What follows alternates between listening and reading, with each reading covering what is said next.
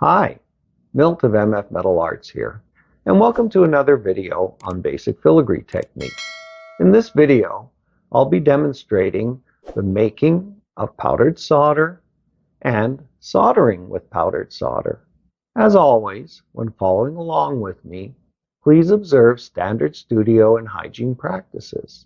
And please do not attempt any of the steps that I'll be demonstrating if you are unfamiliar with the tools that I'm using.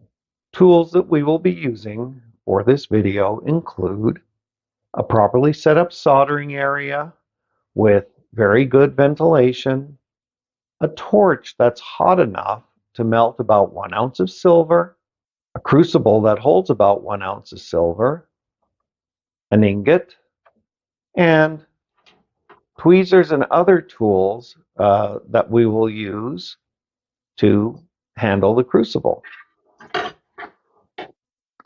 Also, we are going to need some borax, and I happen to use this 20 Mule Team borax, which will work just fine. Other tools that you'll need to follow along with this video include a sturdy vise, a coarse file such as a mill bastard file, and a piece of paper such as printer paper or something similar. Most traditional filigree artists use some form of powdered solder to make their filigree.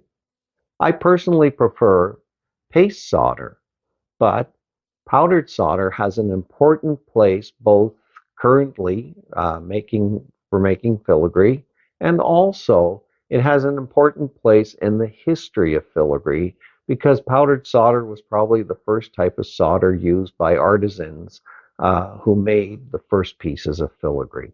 Now, I prefer to use easy solder for my filigree. Typically, easy solder is made of 65% by weight silver, 20% by weight copper, and 15% by weight zinc. So the first thing that we're going to do is we're going to make up an ingot of easy solder. We're going to be preparing the ingot of easy solder at my soldering station.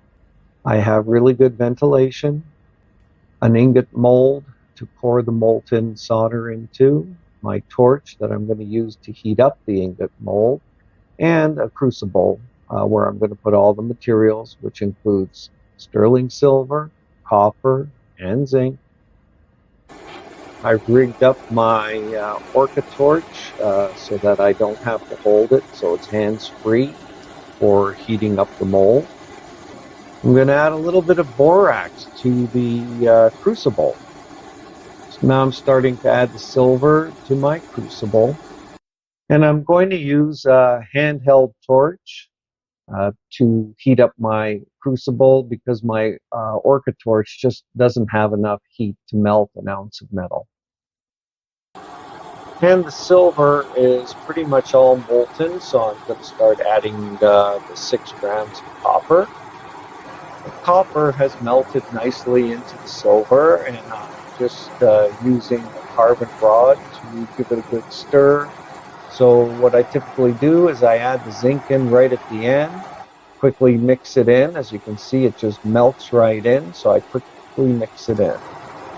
Now that we have the zinc all mixed in, and it looks like it's melted really nicely, I am going to quickly pour the molten metal into the ingot mold.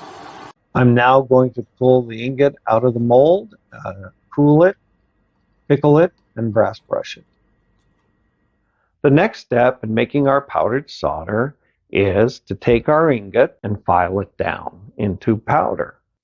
Okay, so I've got that all tightened up nicely, and I'm going to get my mill bastard file, and what we're going to do is file. So we're filing down this ingot until the entire ingot is gone. So if you look in here, you can see some of our coarse filings that we made just now by shaving down this silver ingot. I have some other filings here that I made before with a prior ingot, and I'm just going to pour these in here for now.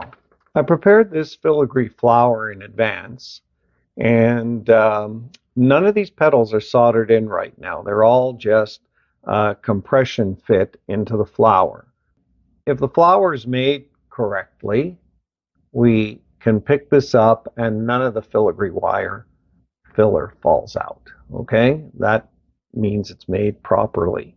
So my preferred method is to use self-pickling flux, and I just put a little bit of it in this container.